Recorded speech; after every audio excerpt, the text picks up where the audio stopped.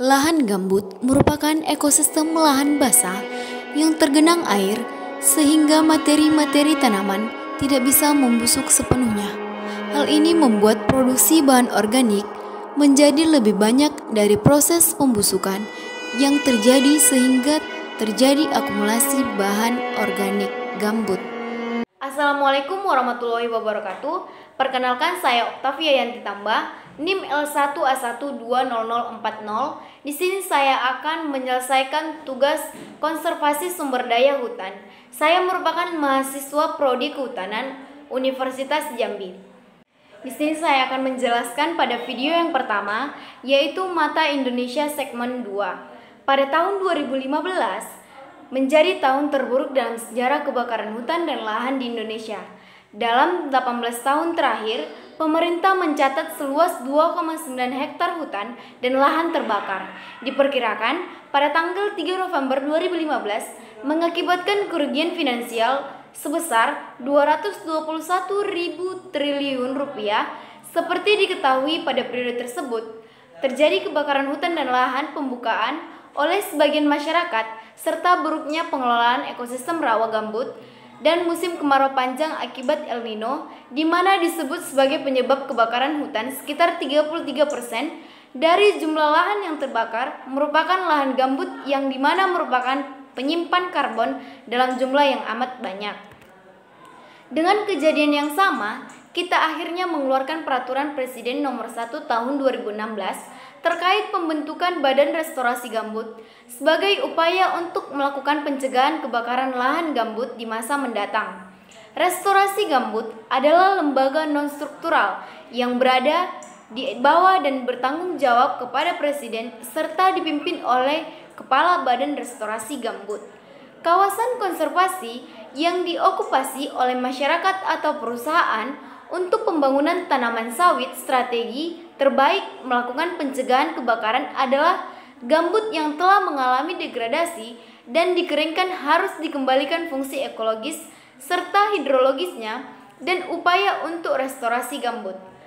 Dalam hal ini meliputi 3 hal, yaitu pembasahan kembali yang dapat dilakukan melalui pembangunan infrastruktur pembasahan gambut, sedangkan vegetasi atau penanaman kembali lahan gambut dilaksanakan melalui intervensi aktif seperti pembuatan persemaian, pembibitan, dan penanaman.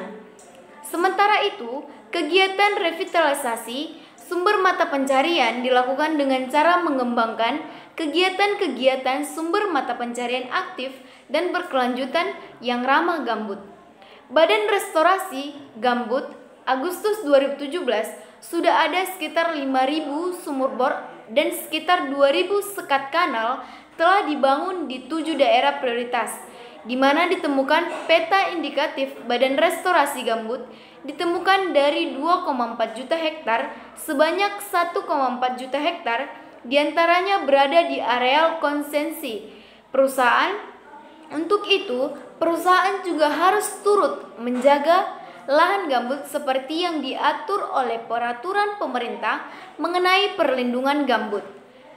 Peraturan Pemerintah Nomor 57 Tahun 2016 yang merupakan perubahan atas Peraturan Pemerintah Nomor 71 Tahun 2014 tentang perlindungan dan pengelolaan ekosistem gambut.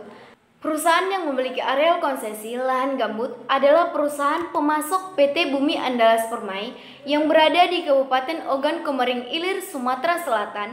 Berdasarkan catatan Kementerian Lingkungan Hidup dan Kehutanan, bahwasanya PT tersebut memiliki luas sekitar 192.700 hektar yang area gambutnya terbakar pada tahun 2015 lebih dari 80.000 hektar.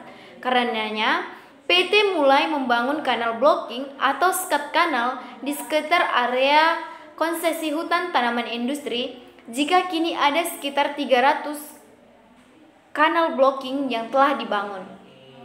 Kita melakukan areal ini membuat suatu zona air berdasarkan ketinggian lahan asal yang kita namakan dengan kontur.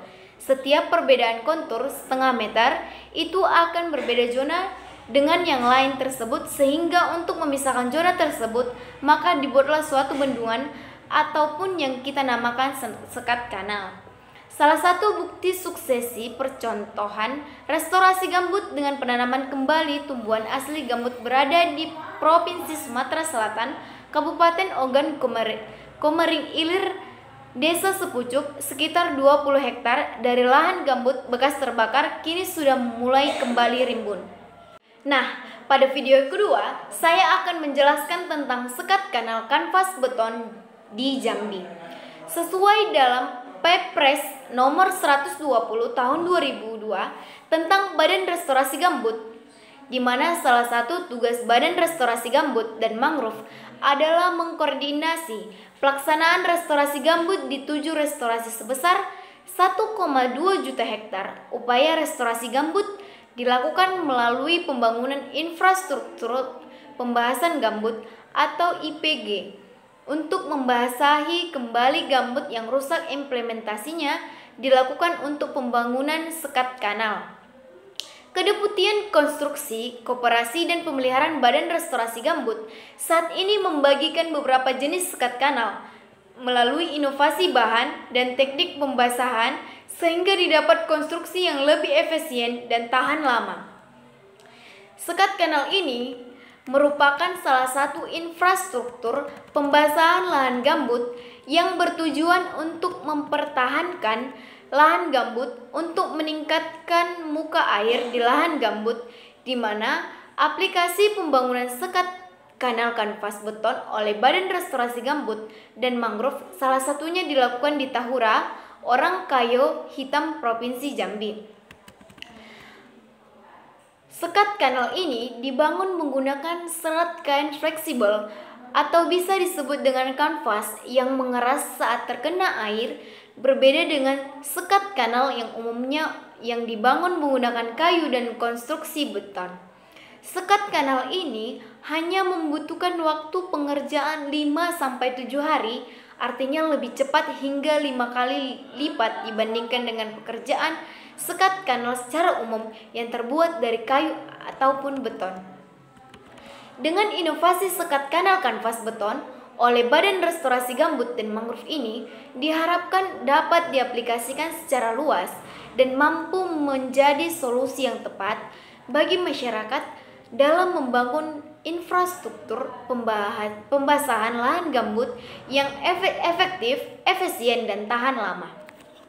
Nah, di sini saya akan menjelaskan pada video ketiga, yaitu sekat kanal Badan Restorasi Gambut. Ada 3 teknik pembasahan gambut yang diterapkan oleh Badan Restorasi Gambut saat ini.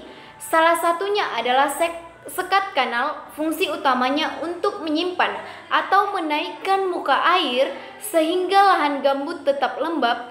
Jika gambut lembab, kebakaran dapat diminimalisir.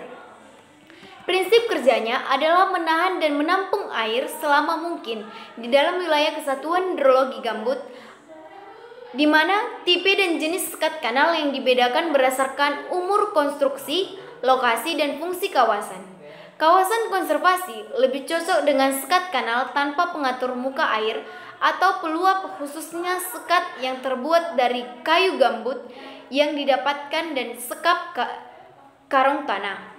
Ini agar material tersebut nantinya dapat menyatu dengan ekosistem gambut. Sekat kayu yang dibangun dapat berbentuk satu lapis atau multilapis tergantung dengan dimensi dan besarnya debit air. Untuk kawasan budidaya material, sekat umumnya berupa kayu, batu beton, pracetak, dan pintu air. Sekat-sekat pada kawasan ini direkomendasikan memiliki pengatur muka air berupa peluap. Namun evaluasi peluap tidak boleh lebih dari 40 cm sesuai dengan pengatur Pemerintah nomor 57 tahun 2016. Sistem peluap juga didesain untuk mengatur jalur transportasi air dan kegiatan penggunaan kanal lainnya. Penentuan lokal penempatan titik sekat merupakan langkah paling krusial pada tahapan konstruksi sekat, di mana jumlah tekanan yang diperlukan dan lokasinya ditentukan beberapa aspek seperti panjang tanah dan kontur permukaan tanah. Penentuan jarak antar sekat kanal juga dipengaruhi beberapa aspek, yaitu tingkat kemiringan, tinggi muka air, permukaan tanah gambut, dan kondisi topografi. Sebelum dibangun, penting untuk menemui masyarakat dan melakukan padiatara atau persetujuan antara atas dasar awal tanpa ada paksaan.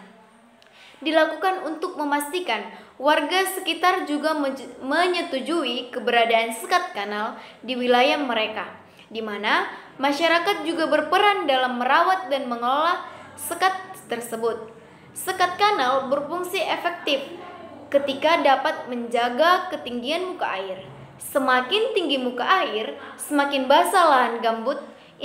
Instrumen pemantauan muka air juga perlu dipasang sehingga pencatatan fluktuasi muka air di sepanjang kanal yang disekat dapat dilakukan pemeliharaan dilakukan dengan beberapa metode, yaitu penambahan karung tanah, pergantian bahan kayu, dan penanaman tumbuhan lokal untuk memperkuat konstruksi.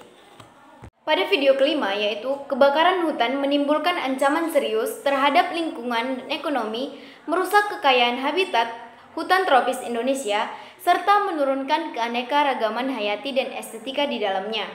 Pada tahun 2015, kerugian mencapai lebih dari 221 juta rupiah dan memusnahkan hingga 2,6 juta hektar area. Penyebabnya adalah kebakaran hutan dan lahan di ekosistem gambut. Yang penting dilakukan oleh Kementerian Lingkungan Hidup dan Kehutanan telah serius melakukan inventarisasi dan peta pemulihan lahan gambut di berbagai wilayah sejak tahun 2014 yang terbagi di Asia menjadi 865 unit hidrologis buruk dengan total luas 24,6 juta hektar yang tercakup di 19 provinsi. Total pemulihan yang telah dilakukan di hutan tanaman industri dan perkebunan kelapa sawit mencapai 1.209.086 hektar. Hingga Desember 2017, upaya pemulihan lahan gambut ini telah dilakukan oleh Kementerian Lingkungan dan Hutan. 3 praktis bisnis dan masyarakat bersama-sama berkomitmen untuk memulihkan lahan gambut akan terus dilakukan oleh Indonesia. 111 perusahaan setuju untuk membangun sekitar 3.755 unit kanal blocking. Konstruksi dibangun untuk tawaran pembasahan lahan dan dengan meningkatkan pengelolaan air di wilayah kerja rehabilitas lahan gambut akan dilakukan di atas lahan seluas 28.101 hektar. Dan secara alami berturut-turut di 314.349 hektar. Kementerian Lingkungan Hidup dan Kehutanan terlibat dengan para pelaku usaha. Mereka telah diwajibkan untuk menjaga ketinggian air pada lahan gambut tidak kurang dari 0,4 meter di atas permukaan agar tidak terbakar pohon.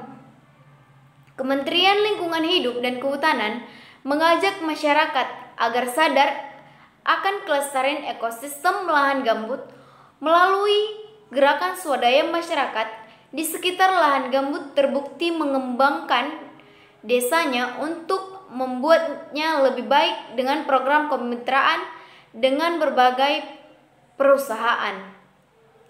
Para pelaku upaya pemulihan ekosistem lahan gambut ini sebenarnya dapat mengembalikan fungsinya sebagai sumber.